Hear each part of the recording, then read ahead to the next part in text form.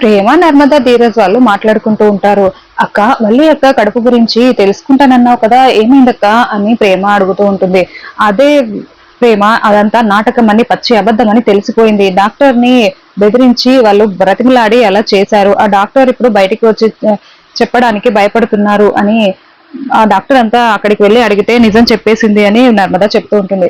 అయితే మరి ఆ డాక్టర్ ని తీసుకొచ్చి అత్తయ్య వాళ్ళకి నిజం చెప్పించొచ్చు కదక్క, అత్తయ్య వాళ్ళకి చెప్పావా అని అడుగుతూ ఉంటే, నేను ఆల్రెడీ అత్తయ్యకి చెప్పాను ప్రేమ, కానీ అత్తయ్య నమ్మట్లేరు నా మాట, మళ్ళీ నాటకాలు ఆడుతున్నావా అని నన్నే తిడుతున్నారు.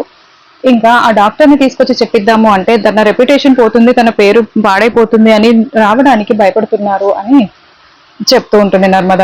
మరి ఇప్పుడు ఎలా అక్క అని ప్రేమ అంటూ ఉంటే, ఇంకా ఆ రోజు అబార్షన్ చేసిన డాక్టర్ ఆ మెరుపు తీగ అని చెప్పారు వచ్చింది కదా, అసలు తను డాక్టరే కాదంట, ఆ హాస్పిటల్లో ఆ పేరుతో డాక్టరే లేరంట, నేను ఆ హాస్పిటల్ చైర్మన్ తో మాట్లాడాను అని నర్మద చెప్తూ ఉంటుంది. మరి ఇప్పుడు ఎలా అక్క అని అంటూ ఉంటే, తనని పట్టుకుంటే, ఆ అబార్షన్ చేసిన తనని పట్టుకుంటే ఆ వీళ్ళ గుట్ట అంతా బయటపడిపోతుంది, వీళ్ళకి బుద్ధి చెప్పొచ్చు ఇప్పుడు అని నర్మద అనుకుంటూ ఉంటుంది. ఇంకా అలా ఆలోచిస్తూ ఉంటారు. ఆ తర్వాత ఇంటిలో వచ్చేసరికి వేదవతి వల్లికి జ్యూస్ తీసి ఇస్తూ, తాగమ్మా తాగు, అసలే నువ్వు బలహీనంగా ఉన్నావు, అబార్షన్ అయింది కదా, నీకు చాలా బలం కావాలి, నువ్వు ఇది తాగు అది తాగు అంటూ జ్యూసులు చేసి ఇస్తూ ఉంటుంది.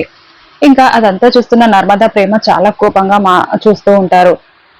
ఇంకా అక్కడ నుంచి వెళ్ళిపోయి ఆ మెరుపుతీగ గురించి తెలుసుకుని ఉంటారు. మెరుపుతీగ ఒక చోట ఊడ్చుకుంటూ రీల్స్ చేస్తూ ఉంటుంది. అక్కడికి వెళ్ళి నర్మదా ప్రేమ ధీరజ్ వాళ్ళు బెదిరించి అడగడంతో, ఆ రోజు నాకు ఆ క్యారెక్టర్ ఇచ్చారు, నేను చేశాను అంతే అని అంటూ ఉంటే, సరే ఇప్పుడు నిన్ను పోలీస్ స్టేషన్ లో అప్పచెప్పకుండా ఉండాలి అంటే నువ్వు ఆ నిజాన్ని బయట పెట్టాలి, మేము చెప్పినట్టు చెయ్యి అని తనకి చెప్పేసి వచ్చి ఉంటారు.